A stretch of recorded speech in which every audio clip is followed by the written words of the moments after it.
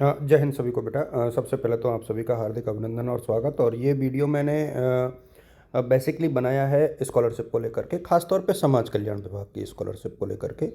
पूरा ये आदेश आप लोग ढंग से पढ़िएगा, ऑफिशियल है। और चूँकि मैं मेरी कॉलेज में बायोमेट्रिक मेरी ही लगती है, तो मेरे माध्यम से होती है, तो ये सारी ऑफिशियल सूचना आती है मेरे पास। इसलिए मैं आधिकारिक तौर पे आप लोगों के साथ साझा कर रहा हूँ। यहाँ पर आप लोग देख पा रहे हैं कि जो समाज कल्याण विभाग है, जॉइंट डायरेक्टर का ये ऑर्डर है समाज कल्याण विभाग का कोटा से। और सभी कॉलेजों के प्रिंसिपल्स के लिए या जो संस्था प्रधान है, चाहे प्राइवेट हो या फिर सरकारी, सबके लिए ऑर्डर है। और ये कौन कौन से सत्र के लिए, ये आप देखिएगा, 22-23, 23-24 और 24-25। ऑर्डर क्या है और क्या रेफरेंस है? देखिए, 2024-25 के अभी भी बहुत सारे बच्चों के ऑब्जेक्शन जो है क्लियर नहीं हुए हैं। लिस्ट तो खैर मैं आपके साथ साझा नहीं करूंगा क्योंकि बहुत बड़ी लिस्ट है, लगभग 300 पेज की लिस्ट है, तो आप लोग अनुमान लगा सकते हैं अब कौन कौन सी कमियां हैं और वो कैसे आप लोग दूर करा सकते हैं, वो मैं आपके साथ यहाँ पर इस वीडियो में साझा करने वाला हूँ। तो समाज कल्याण विभाग के विद्यार्थी बहुत ध्यान दें इस वीडियो के ऊपर। ये देखिए, इसमें जब आप पूरा देखोगे तो ये जो तीनों सत्र हैं, इनमें जितने भी लंबित प्रकरण हैं, यानी जो डिलेटेड हैं किन्हीं कारणों से, उनको दूर करने के लिए ये जो डेट है ना, वो जो 22-23 और 23-24 वाले प्रकरण हैं उनके लिए 30 नवंबर, और जो 2024-25 है उनके लिए 31 दिसंबर अंतिम तिथि निर्धारित की गई है। यानी आप अपने ऑब्जेक्शन को दूर कर सकते हैं। अच्छा, ऑब्जेक्शन का पता कैसे लगवाएं, उसके लिए मैं आपको बता देता हूं। ये बाकी चीज़ें तो खैर आपके काम की नहीं है। देखिए, यहाँ पर एक चीज़ आपको ये देखनी है कि आप ई मित्र पर जाएं। सबसे पहले तो आप ई मित्र पर जाएं और अपना स्टेटस चेक करें कि आपके स्टेटस क्या आ रहा है।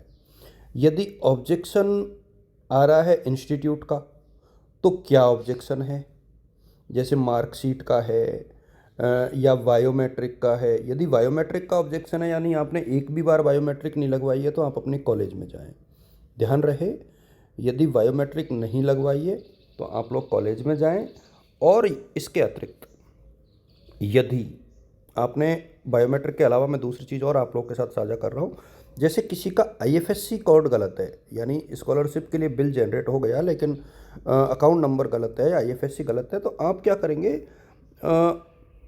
जनाधार में पहले तो अकाउंट डिटेल अपडेट करवाएं और उसके बाद स्कॉलरशिप की प्रोफाइल होती है, स्कॉलरशिप प्रोफाइल, उसको अपडेट कराएं।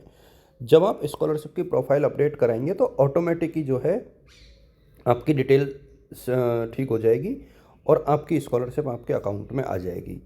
और इसके अलावा किसी भी प्रकार, देखिए, यदि आपने एक बार बायोमेट्रिक लगा ली तो दोबारा नहीं लगवानी है, लेकिन यदि एक भी बार बायोमेट्रिक नहीं लगवाई है तो वो ज़रूरी है।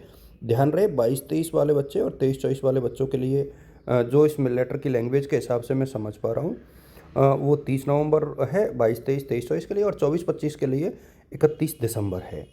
और 31 दिसंबर तक आपको ये लगवाना अनिवार्य है। अदरवाइज़ फिर आप यहाँ पर देख पा रहे हैं कि इसके बाद ये चीज़ें लिखी हुई है कि नियत अवधि के पश्चात किसी भी विद्यार्थी को जो है स्कॉलरशिप नहीं मिल पाएगी।